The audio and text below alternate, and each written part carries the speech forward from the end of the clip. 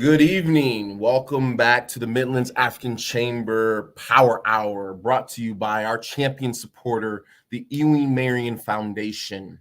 Tonight, we have two special guest speakers who are going to talk about how to grow and scale your business. But before we jump into the topic of the night, as always, I like to give an opportunity for a reminder to everyone of the activities that are coming up in our chamber. And first and foremost, if you have not and you are a entrepreneur, the Pitch Black has moved into an accelerator. We're no longer just a pitch competition. It has now moved into accelerator. This is your opportunity because applications are now open for you to apply to this accelerator. The accelerator will begin in January and end in May, and the participants of the accelerator will be the contestants for the Pitch Black competition that will be held in June of next year. So this is your opportunity. This is now for you to jump in, apply. This is cash money. When people talk about having capital, this is one of the few times that you have an opportunity to get capital with no strings attached. Cash capital. We're talking a matter of funds. We're talking a matter of operating expenses. We're talking a matter of equipment. We're talking a matter of you get the access to having capital just by participating and becoming a finalist. And not on top of that, then you talk about all the other things you get about being a participant in the Pitch Black Accelerator, such as business coaching, such as legal, such as marketing, such as you name it, the accounting. There's so many opportunities that are available simply because you apply to the Pitch Black Accelerator program. This is something you don't want to miss as the Midlands African Chamber continues to grow and evolve. We've evolved from just being a pitch competition to now being an accelerator. You don't want to miss being at the first cohort for this. So without any further ado, I'm going to get off my high horse about what it means and what it takes to be a Pitch Black competitor. And I want to introduce two of our guest speakers for tonight. First and foremost, we have Pierce, who's with Omaha 100. And second, we have April, who is with the SBA. Pierce, can you tell us a little bit about what you do? Yes, currently I am the Director of Entrepreneurship and Business Innovation at Omaha 100. It's a new division that we've opened to assist small businesses with funding that they traditionally couldn't receive from banks. So tonight, what we're going to discuss is kind of how you can leverage that with federal contracts, state contracts, or any contracts for that matter, to be able to get that capital that you need to perform on some of those bigger opportunities or larger opportunities that you're going to come across as you're growing your business. Okay. And April, welcome. And can you give us a little background about what it is that you do? Yes, I am the Business Development Specialist at the SBA Nebraska District Office. And what I do is I'm mostly focused on helping people get into and stay in our 8A program. And today I'll be talking about all of the social economic programs briefly, but mainly intro to government contracting, giving people a little bit of background on how to get into that. So from my understanding, then one of the best ways that we can grow and scale a business is by tapping into resources such as government contracting. Absolutely. And in both of you kind of work hand in hand, where April, you have the background and knowledge of what it means and takes in order to get certified into being able to get that. And then Pierce, if I understand it, from your position, it's a matter of how you leverage that into actual capital. Correct. Fantastic. Well, without any further ado, April, I'm going to go ahead and give you the floor. Okay. Okay. Slight technical issue here. Okay. Well, let's see.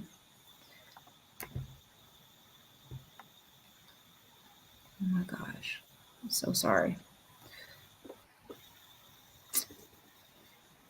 Just give me a moment to try to get this there.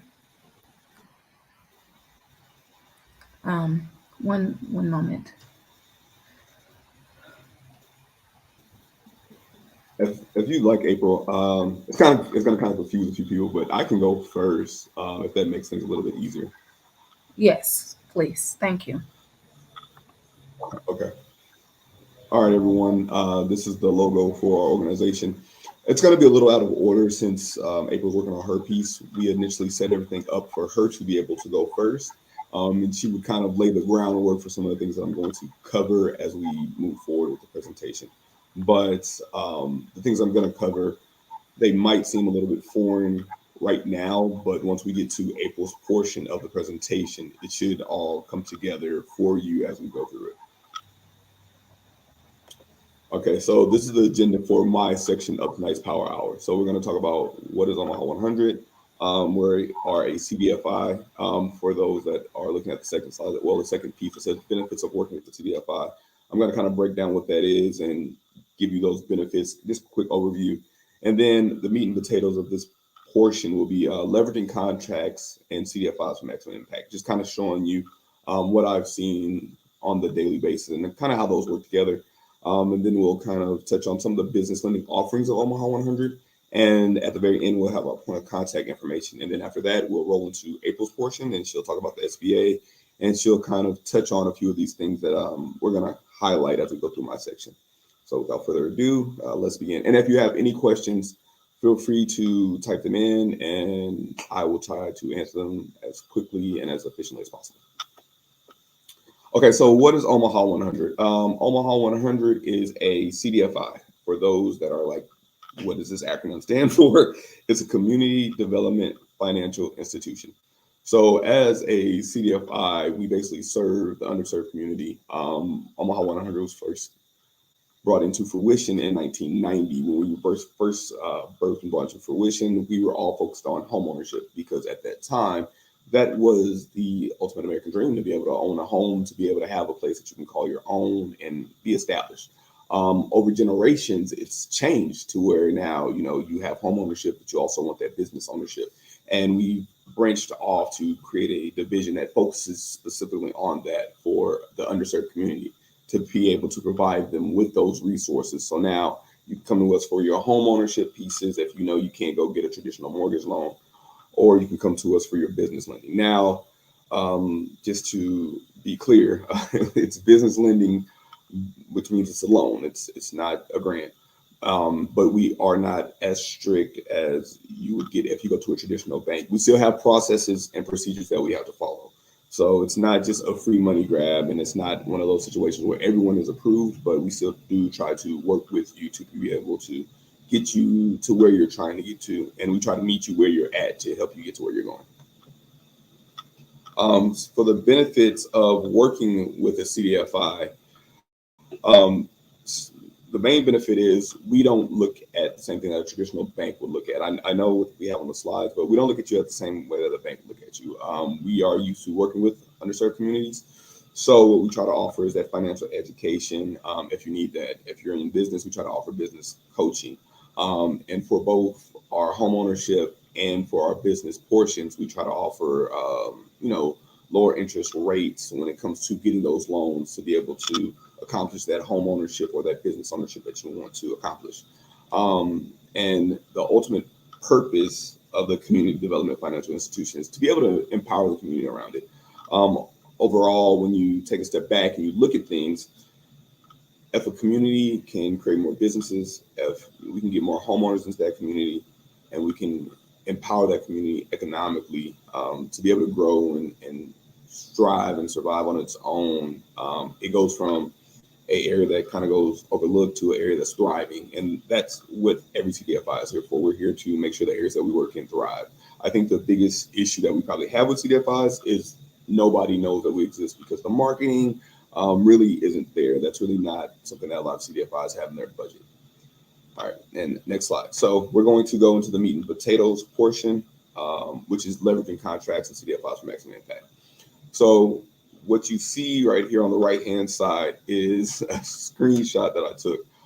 This is from one of the clients that came through our GovCon Giants group, and they were awarded a contract for $115,000. And as you can see, if you're looking at it, it says, I was awarded the solicitation, but do not have the funds lined up timely to support. Please let me know more about how this works. I have a PO in hand for $115K.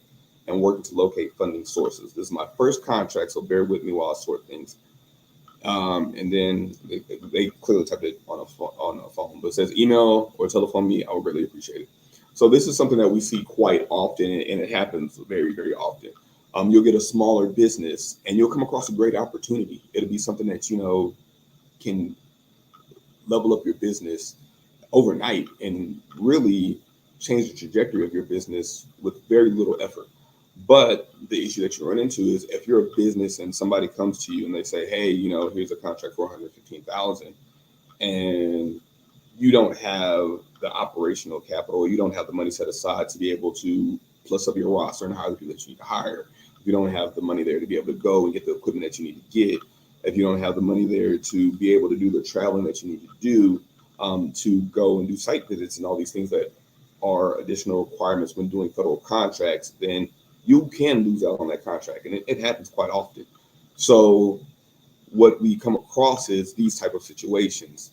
And as we get to April's section and she highlights some of the certifications, it'll make more sense as we go into the next slides and go a little bit deeper into this. But this is something that everyone faces. You can get a contract right now with the federal government, and you might not have enough equipment to be able to perform the construction work. You can get a contract right now with the state, and you might not have all the inventory that they need, and you need to go and buy some inventory very quickly.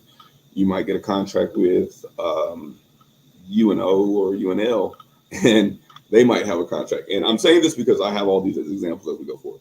But you get a contract with them, and you might need, some additional funds to be able to move forward. And that's pretty much what we're going to kind of discuss and cover in my portion. And then as we switch over to April's portion, she'll give you the background so you guys can move forward from there. So this is an example of leveraging contracts and your local CDFIs. So for you guys, I guess Omaha 100 for the maximum impact. So on here, it shows that there's a construction project in Grand Island. Excuse me. And it's an infrastructure project. It has the date that it closes. So if this was something that you would go to submit for, and for everyone that's trying to figure out where I pull this from, I pulled this from sam.gov, which is the System for Award Management.gov. And if you go in there, that's where they have all the federal contracts.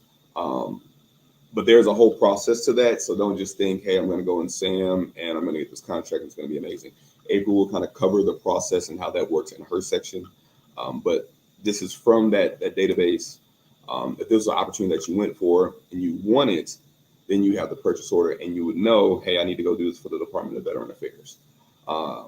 And as you're going into this workspace, there's something that April's going to touch on that's on here, but it's very small. But if you look at the classification section right here, it says a set aside, which is a service disabled veteran owned small business, or SDVOSB. So with these certifications, you can set aside a larger contract, something like this, for a particular type of business using the rule of two. This is something that April will be covering. But essentially the rule of two is when this contract initially came out, they didn't have a set aside established. It was open to all small businesses. If it's an SDVOSB right now, that means that two SDVOSBs, or service disabled veteran owned small businesses, came together and said, hey, we can perform this work. The Department of Veteran Affairs went back, they looked at their track record, looked at their capability statements and said, you know what, you guys can't actually perform this work. And they made that set aside using the rule of two. And when you're using the rule of two, you can do that for anything that is market research, or if they're trying to do a source of SOT or RFI, you can get with other people that have like-mindedness and go for an opportunity and be able to set it aside just for you guys, which is an incredible thing to be able to do and accomplish. Go ahead. I see the questions coming. Go ahead. Yeah. So, I mean, you're explaining the rule two, but for somebody like me who's kind of, lost in some of this jargon, what do you mean by the rule of two? So a rule of two would be, let's say so this is an SCVOSB. So just for the sake of this contract, if you're a service disabled veteran and I'm a service disabled veteran, right? Okay. And we know this contract is coming out. So we know we got an infrastructure contract in Grand Island, and we know we want to pursue it. But we want to make that pool as small as possible so we have a higher chance of winning. Okay. So if everybody can bid on it, then we have to compete with everybody. But if, let's say, me, you, April, and we get somebody else and we all apply and we're all SDVOSBs, they'll look at it, they'll look at our company, they'll say, hey, all these construction companies are served disabled, veteran-owned small businesses, and all of them can do the work. This is something that we could set aside to be able to meet that small business requirement or that set aside requirement that we have for this project. And that's how you can get a project turned using and then it doesn't just have to be two people, just for everybody that's on the call and everybody that's watching.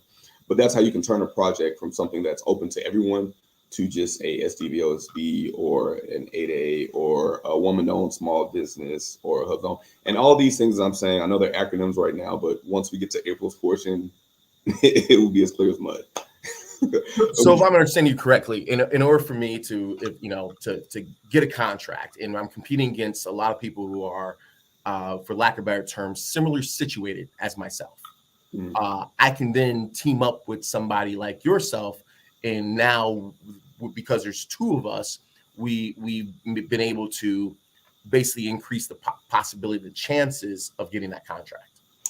So that's a joint venture. So what you're talking about is a joint venture where we would team up together. What I'm saying is your company and my company will both submit as separate entities to say that we can both perform the work. And that's how you get them to set it aside using the rule of two. What you're talking about with us coming together would be, let's say you do electrical and you do electrical work and I do plumbing. And this project is very heavy with both of those. But you're like, hey, I do electrical, but I don't do plumbing. And I say, I do plumbing, but I don't do electrical. Then we could come together, form a JV, or one of us could prime and the other one could sub, and we could leverage each other's skills to be able to go after that. Okay, so key difference is whether you come together beforehand or as the contractor is now setting the contract aside for the purpose of you both do the same work. Correct.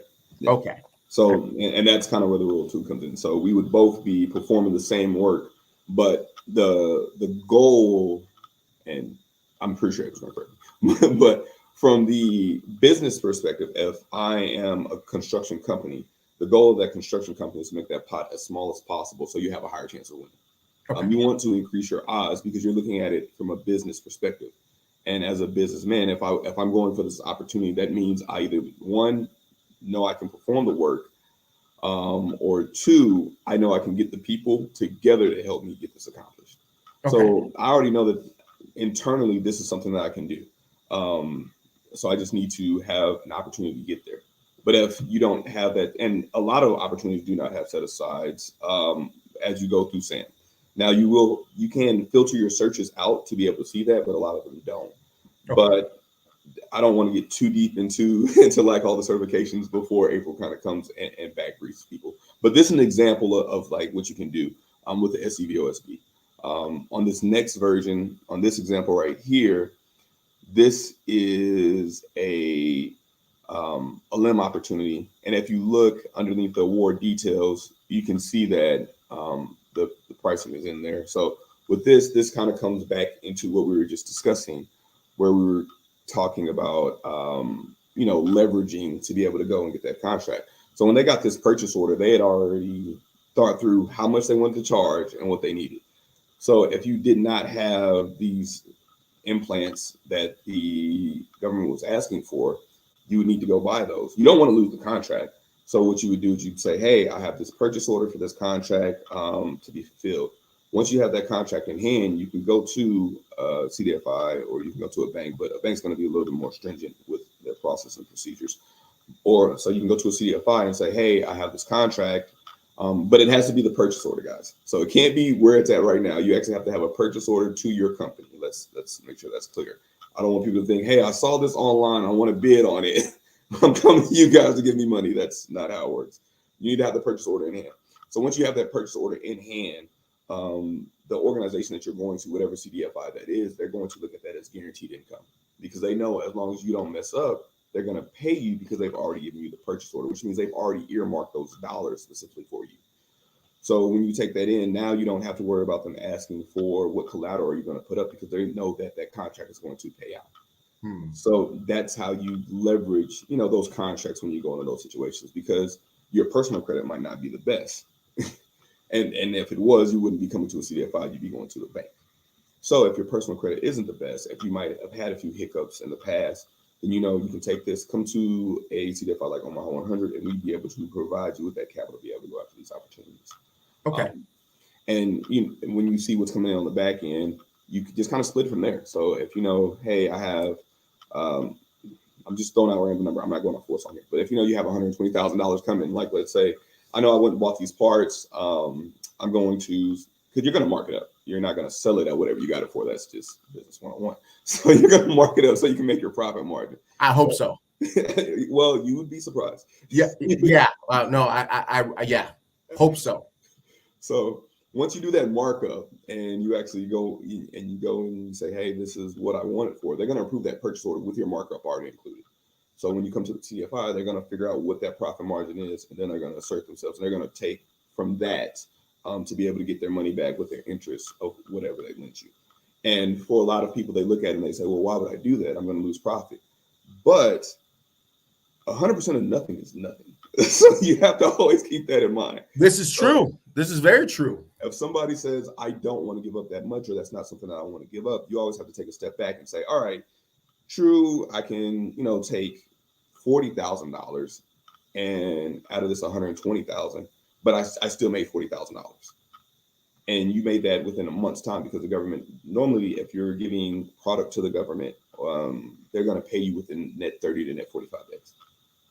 There are very few jobs where you can go and get $40,000 in 45 days. Yes. So when some people make $45,000 a year.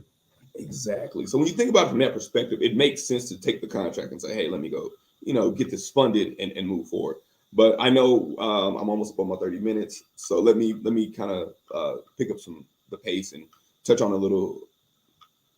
the smaller contracts. I don't want to say the little ones. Touch on the smaller contracts, because the money flows downward. So right now we're looking at federal, then we'll go to state, and then we'll look at local contracts. Okay. Because the federal government normally pays out the most, then it comes to the state, and then it comes to your local contracts. So for the local level, this is for the city of La Vista. They had some work that needed to be done. So with this, same thing. If you're doing something with the city and you knew you could perform this contract, and by the way, all these contracts are actually active. If anybody's looking at them and you want to go look them up and actually put in a bid form, they are open and active. But with this contract, if this is something that you wanted to pursue, you would write it up like you would write up any proposal. Once you submit that proposal to them, if you are selected, then you come back and say, hey, I have this contract with the city of La Vista. It might be something simple. You might say, hey, I don't have the equipment that I need, but I need to be able to rent it. So I need this money to be able to rent the equipment. Can you guys either A, cut me the check to be able to go and rent this, or can we B, cut a check to the organization that I need to rent it from, just to make sure that the money goes where it's supposed to go. And that's how you can kind of leverage, even on a smaller scale, those contracts to be able to perform your work. And you will run into a few people that kind of look at, there's tiers to it. So your federal contracts, they know that's guaranteed. They're like, hey, we know we're getting paid. At the state level, it's like, all right, we know we're going to get paid, but it might take net 30, it might take net 60, almost up to net 90. So they look at it a little bit differently. The money will still be there, but the way that they kind of observe it, because they know who's paying them, is completely different. And then at your lowest level, you have your smaller businesses. So if I'm working with you and I'm trying to go and get a contract with April, or if I get a contract from April and I come to you and I say, hey, I have this contract with April and she's going to pay me, but I need you to give me this, you're going to do way more due diligence than you would if it's the federal government, because you're like, does this business actually have the funds to pay you? Where are they getting the funds from? What does their stuff look like to make sure that you're going to get paid back?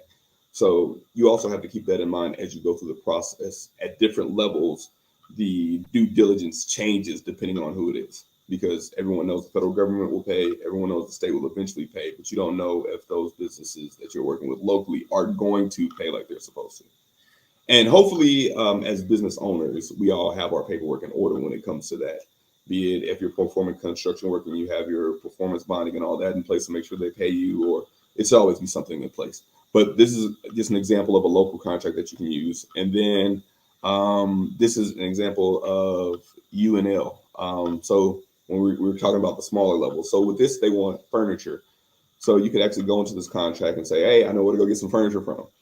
But let's be honest, everyone knows where to go get furniture from. But how many people actually have the money to go and buy all the furniture that would be needed? So when you think of it like that, you could actually start a company tomorrow. And I'm not okay, guys. Let me lay this out. You're not going to be able to go for this contract. let me just lay that out. But when you actually take a step back and you look at the bigger picture, you can start a company tomorrow saying, "Hey, we supply furniture, or we supply tables, we supply chairs, or whatever," and you can go and find you opportunities. And you're not going to have that money up front. But if you have a vendor and you know that vendor charges you $5 and you're selling it for $10, and you're like, all right, hey, they just approved me for, I don't know, 1,000,000 chairs or something like that. So you're sitting on, and that's just a number I threw out. That does not happen for the people that are watching before you go and try to get chairs. But if you're like, hey, they're approved for 1,000,000 chairs, that's $10 million. This is great. So now you're just taking a small mom and pop business or one person ran business and you scaled it rapidly, very quickly. And nobody knows that you scaled this business that fast because the federal government's buying from you. Now, you're not going to have the money to be able to go and buy $5 million of chairs. And I'm not going to say that a CDFI will give you $5 million, guys. They do have cap limits. let's just keep that clear. But what I'm saying is you can go and take that contract, and now you have an amount of chairs that you can go and sell. And you can say, hey, I just sold these chairs. And let's say they're at a cap of 250,000. So you go and you buy 250,000 chairs. You're going to make, let's say they take $2 per chair off. So you're making $7 per chair that you're going to sell off. Well, so you're selling at 10, they're taking 2, you're making $8. So $3 a chair that you're basically making because you bought it for $5. So you're making $3 profit and you didn't have to do anything. And you got to think about it. As a business owner, all you're doing is buying it from the vendor shipping it to the federal government, and you're getting paid. The hypothetical was that there was 1,000,000 chairs, right? Yeah. So it's just because I'm not really good at math, but that seems to me that you just made $3 million to literally leverage. Yeah. I just want to be clear. I just mind blown clearness right now of literally you get a contract, you price out the margin in it, the CDFI takes a cut, but you still make. There are companies. There's a company that I know of right now. They're a veteran-owned company. It is a company of 2 people, and all they do. And April, she will probably touch on a little bit more once we get into her section. All they do is sell supplies to the federal government. This company with 2 people, 2 employees. That's it. Makes $45 million a year.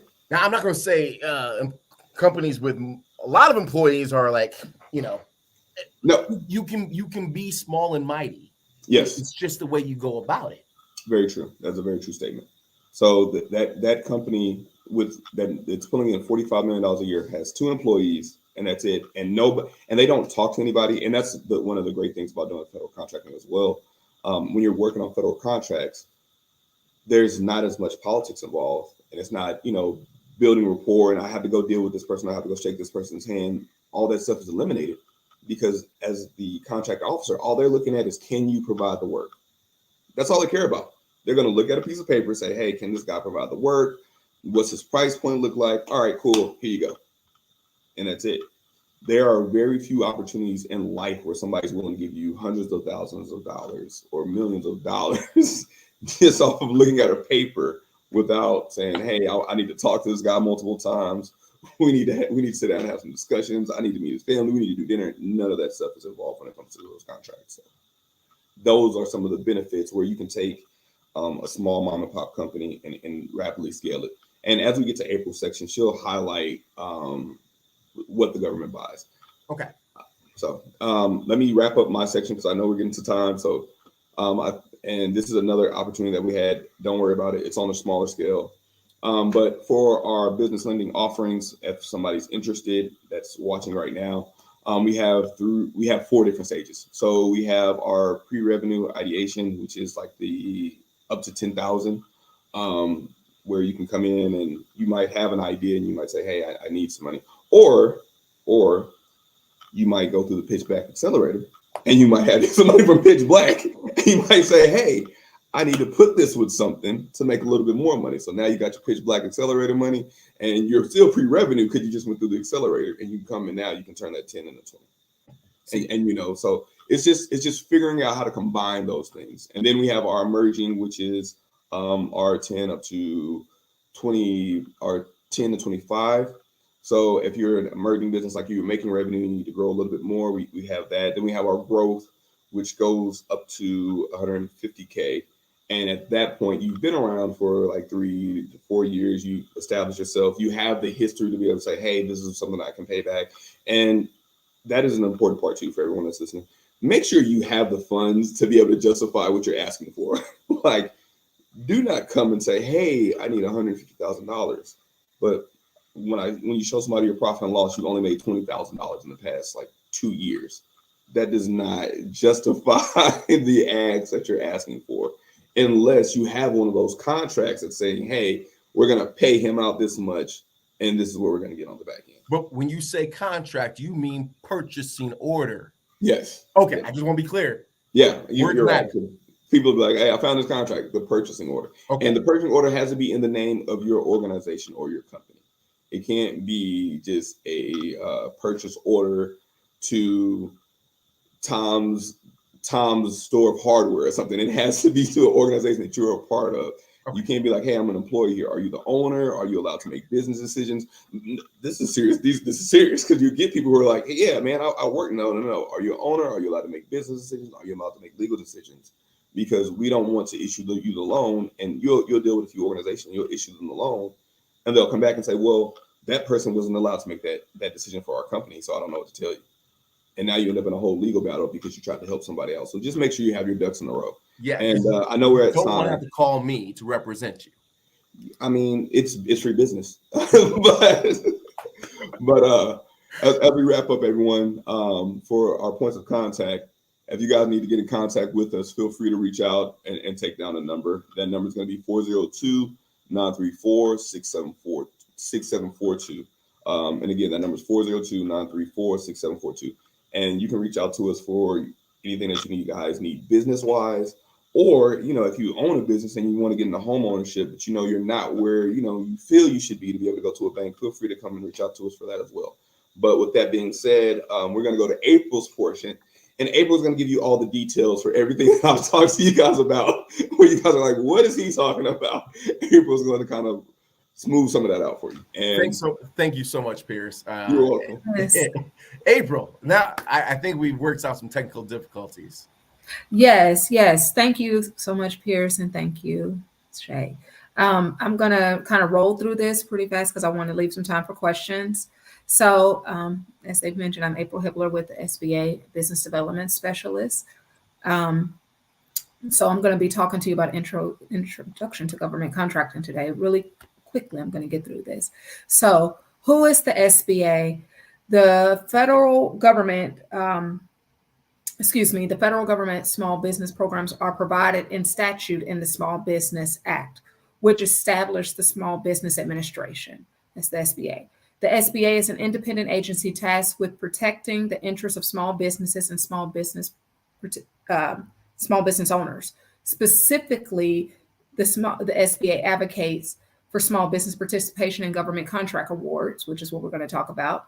It provides financial guidance and assistance and offers small businesses counseling and performs special outreach for women, minorities, and veterans. So why are we here today to talk about this? Why? Because the United States government is the largest purchaser of goods and services in the world, with estimated purchases between $450 to $500 billion annually. Sorry, did you just say the world? Yes, the world. So not just like here in the United States, not North America, not just the Western Hemisphere. You said the world. Yes. Okay, just want to make sure I heard that correctly. All complete Earth. Yes. Yes.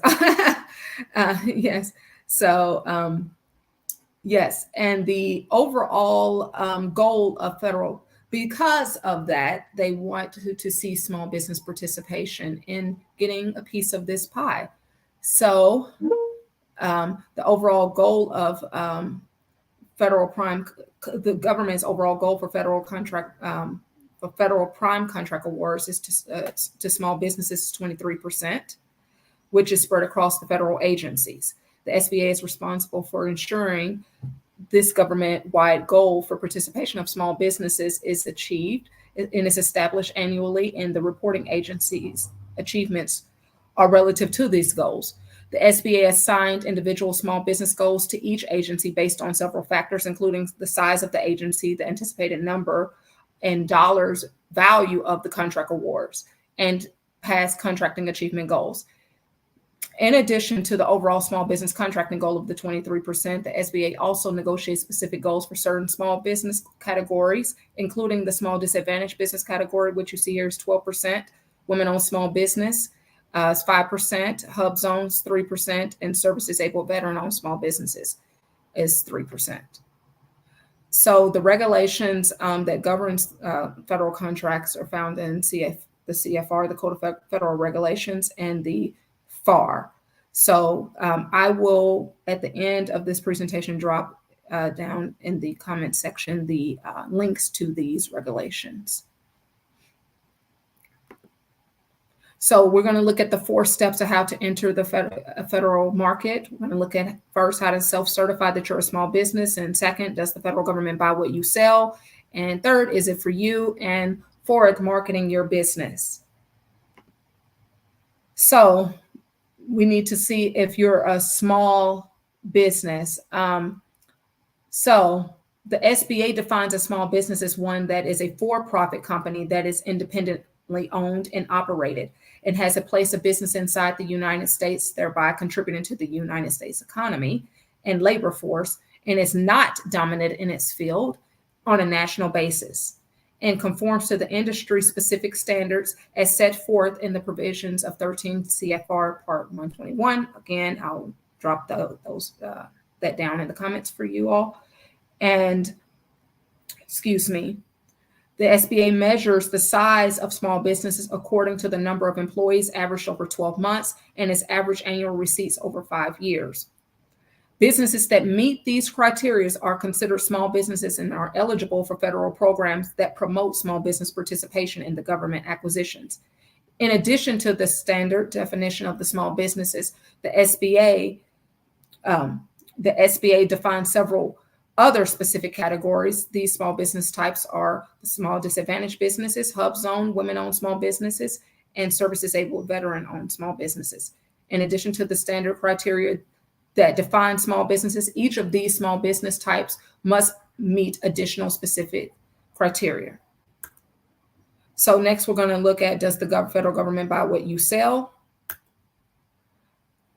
First, let's look at how the government buys, which is it's going to be a lot to talk about here really quickly, but I'll get through it. Agencies must automatically set aside acquisitions above the micro purchase threshold and below the simplified acquisition threshold. If an agency does not do this, they must document the reason. Currently, the micro purchase threshold is $10,000. The simplified acquisition threshold is $250,000.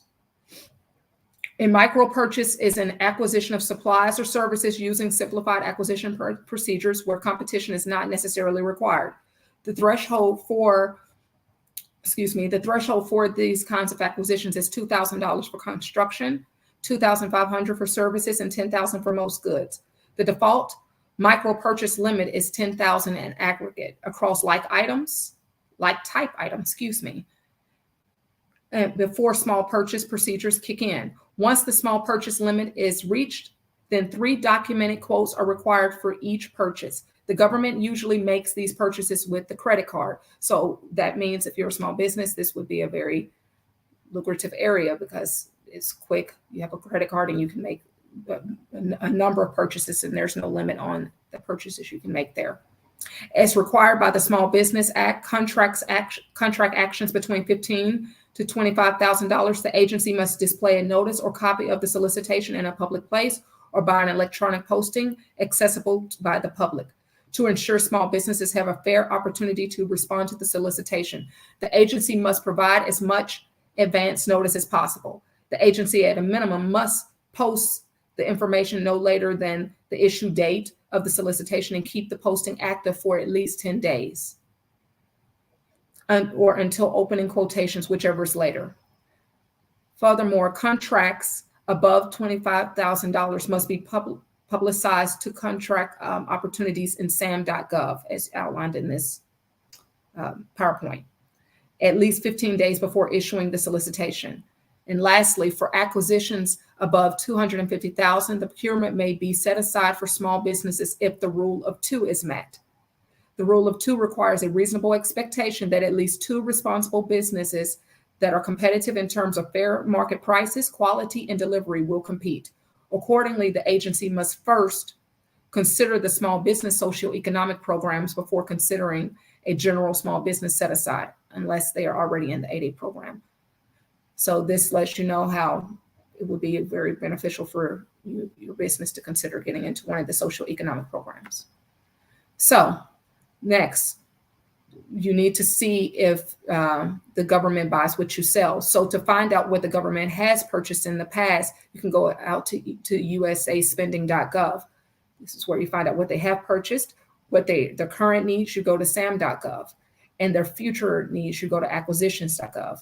And this is market research that we recommend you do before you even apply for any certification to ensure that the government buys what you sell. And the third point is we're going to look at is it for you? So organizations that wish to do business with the government must first complete an entity registration at sam.gov.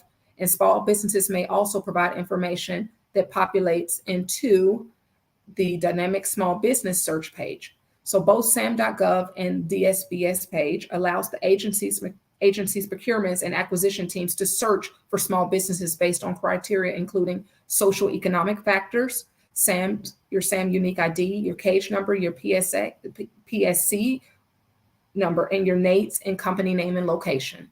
So we recommend that as soon as you register your business at sam.gov, that you also come here and make sure that your DSBS page is completely completed within market in a way where if a contracting officer comes, they can actually see what you sell and you're presented in the way you would want to be to the federal government. Now, I'm going to quickly touch on the various social economic programs we have.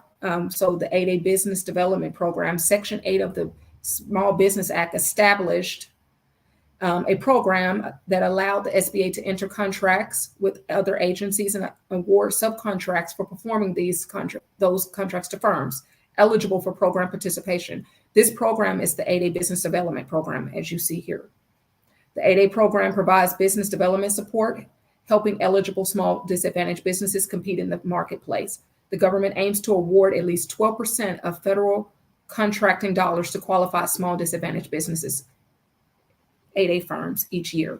So these are some of the criteria you would need to be qualified for the program. You need to be a small business, as I've outlined what a small business is previously, and you cannot have previously participated in the program, and you need to be 51% owned and controlled by U.S. citizens who are socially and economically disadvantaged. Socially disadvantaged is outlined as being in one of the 8A target groups, which is usually Black American, Hispanic American, Native American, Asian American, and other groups as the SBA designates. So that's what would make you socially disadvantaged. And economically disadvantaged means that you have a personal net worth of $850,000 or less, an adjusted gross income of $400,000 or less, and assets totaling $6.5 million or less. And you also need to demonstrate good character and demonstrate the potential for success, such as being in business. We would like to have seen that you've been in business for about 2 years and you have earned some revenue in those 2 years. So April, just quickly, yes. Once you qualify for the 8A program, do you have to renew that qualification? Oh, no, the 8A program is a 9-year program. Okay. So you graduate from the program. Okay, so once you've been in the program, it's 9 years and you're going, and then at the end of it, you are.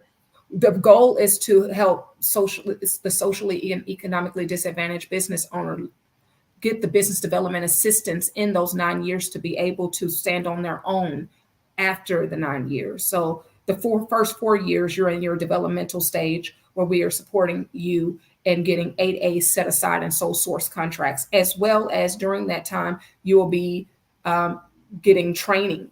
We have 7J training. She'll be getting a lot of training to understand how to operate in this landscape. And then in years 5 to 9 is your transitional years, is where we would want to see a combination of you getting 8A and non-8A contracts. So we want to see the portfolio diversified. So by year 9, we should see 50% 8A and 50% non-8A. Okay, so the overall goal would be to be at the end of 9 years, you're no longer in the program, but now you're able to self-sustain and get into the non-8A contracts. Absolutely. Okay, I'm understanding now. Thank you. Yes, no problem. So then we have the Women-Owned Small Business Program. The government aims to award at least 5% of federal contracting dollars to the women-owned small businesses every year. We define a woman-owned small business as at least 51% owned and operated by at least one or more women. And this needs to be no strings attached ownership for the woman. And then she needs to control her business, which means she manages the day-to-day operations and makes long-term decisions. And then to be economically disadvantaged, to be an economically disadvantaged woman-owned small business, in addition to meeting the criteria for a woman-owned small business, you need to also meet these economic criteria that's outlined here. Now, December 19th, the criteria for the woman-owned small business, the economically disadvantaged woman-owned small business criteria will be aligned with the 8A economically disadvantaged criteria. So it will not just be, it wouldn't be the 750,000, 350,000, and 6 million. It will be the 850,000, the 450,000, and 6.5 million, December 19th. But as of now, today, this is what it is.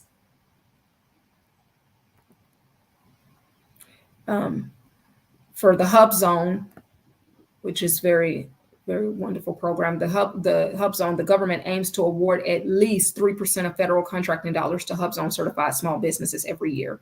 A Hub Zone is a historically underutilized business zone where the government is looking to foster economic activities such as job creation. Of the small business programs, it is the only program that does not focus on the ownership of the business, but rather on the location of the business. A Hub Zone small business is in a qualified low-income, rural, or urban area with at least 35% of their workforce residing in a Hub Zone area. The Hub Zone small businesses are cooperative and Indian tribe and can also be a community development corporation. And last but not least, our service disabled veteran-owned small businesses. The government aims to award at least 3% of federal contracting dollars to service disabled veteran-owned small business firms every year. A service disabled veteran owned small business is 51% owned and operated by one or more veterans and with a VA-approved service connected disabilities. As well as with any general rule, there are exceptions. Notably, the Department of Veteran Affairs under the Veterans First Contracting Program must set aside contracts for service disabled veterans and veteran-owned small businesses, regardless of these thresholds. For acquisitions below $5 million, the VA may use non-competitive procedures to award a veteran-owned small business or a service-disabled veteran-owned small business, direct sole source award. So that's pretty lucrative. Now, the veteran small business program you will have to be SBA certified January 1st, 2023.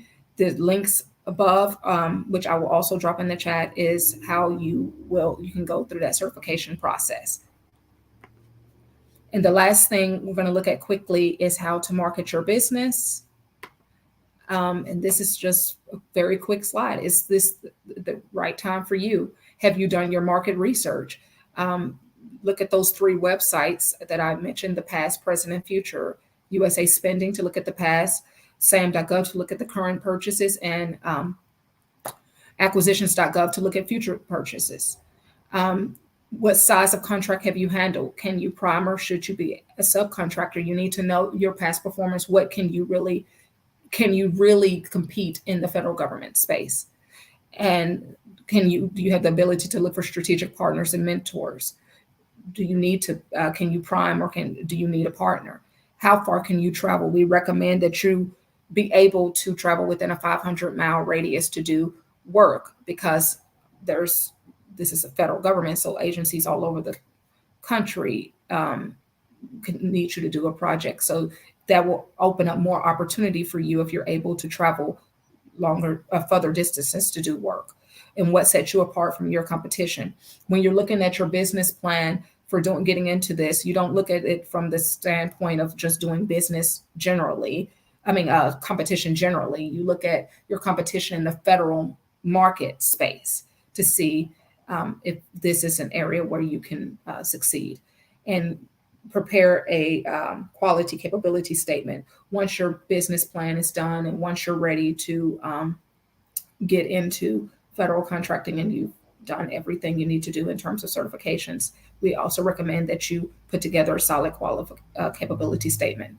And also, you just need to understand that many of these programs are self-marketing programs. So you need to be able to understand your business very well and be able to go and market directly to the federal government, understanding your competitive advantage and making sure that all your I's are dotted and your T's are crossed, and managing your business affairs, because it's a lot of documentation as well. So, oh my goodness. That was our contact information, but it's kind of small. You can't see it, so I'll drop it in the chat. So that's it. Well, thank you both. I think it was brilliant. I mean, at the end of the day, this really comes down to, what better way to create and generate wealth, right, than to leverage. And the first part is, and this comes into what you were talking about, April, of understanding even how to get in the game. And that's half the battle to anything. And once you get in the game, and then how do you maximize it? I think that's where Pierce, you came in, right? It's a matter of get in the game, you get the contract equal purchase order. I just want to make sure we highlight that, right? The purchase order. And then because you may not necessarily have the capital up front to be able to service the contract, you leverage and you use other people's money in order to do that. And you may not get the full amount that you had contracted for, but something is always better than nothing. Am I hitting this on the head of basically what tonight's power hour is about? The growing and scaling starts and stops with how well you can get in the game, how well you can maximize the game, and how well you can therefore leverage and create more opportunities by having other people do the work for you. Is that what I heard? I'm pretty sure that's what I heard tonight.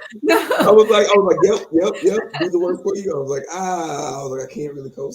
You're not gonna sign off on that. Owner, I get what you're saying. So if you're a business owner, you work. Your job is to grow the business and work on the business, not in the business. Yes. So in that regard, yes, you're growing your business because other people are doing the work.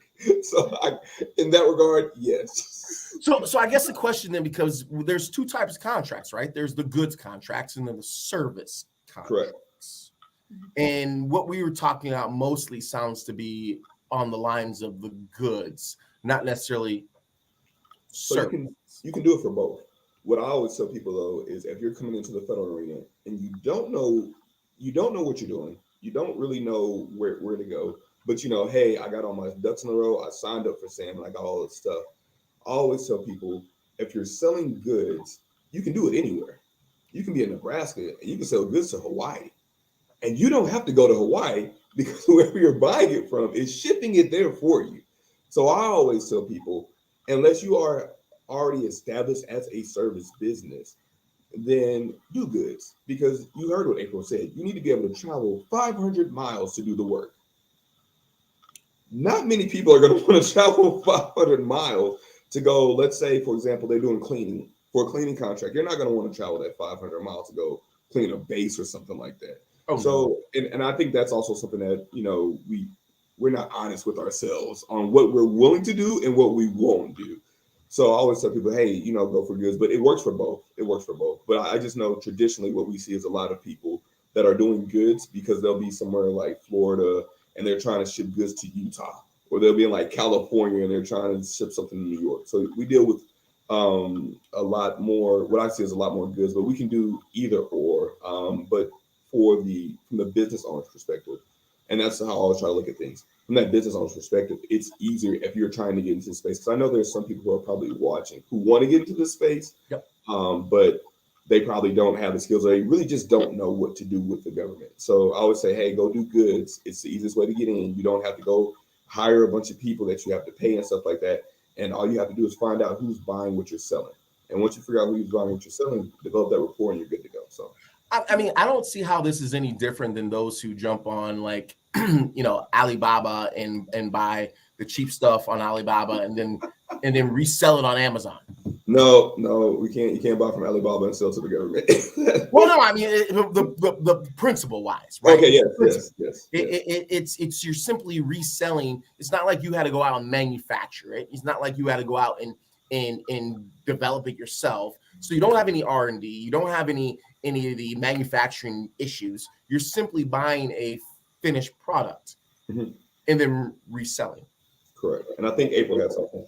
Yeah, I just wanted to emphasize with the SBA our resources in terms of, because I know small businesses tuning in. I mean, we partner with SCORE, the NBDC, the Nebraska Business Development Center, which houses the PTAC, the Procurement Technical Assistance Center, and they will help walk you through step by step these certification processes of all the certifications that I spoke about.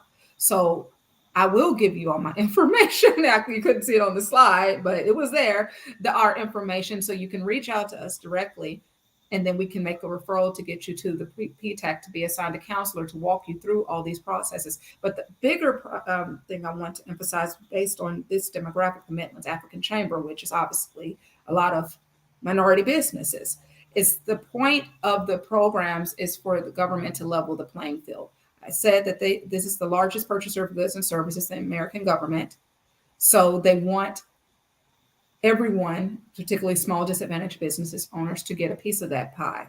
So we want you, the businesses, to take advantage of our resources.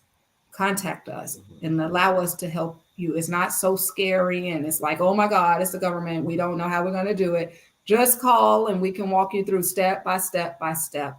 And from A to Z, the government has offered resources through PTAC, 7J program. Once you're in, it's just so many resources is available to help the small business owners be successful in this space if they are willing to do the work and take advantage of the resources.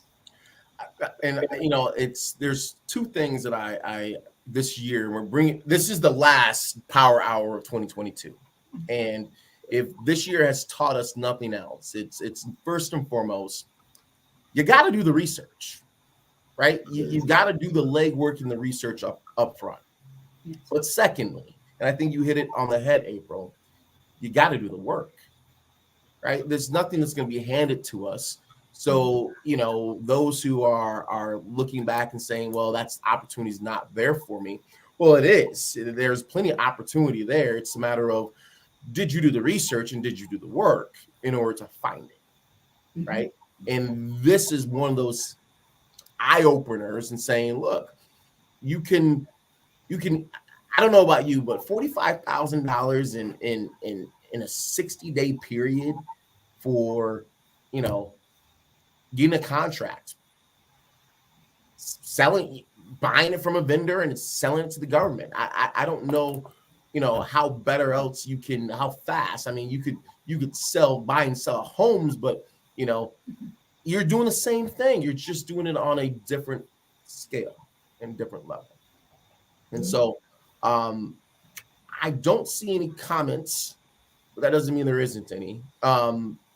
I will say thank you both very, very much for a very enlightening way to end 2022's Power Hour and get people to think about what to contemplate as they're going into 2023 and making 2023 a year about growing, establishing, and maintaining our wealth. On behalf of the Midlands African Chamber, I appreciate you both. Thank you so much. And to our tribe, stay healthy, stay safe. And until next time, join our tribe. Thank you, everyone. It's been a blessing.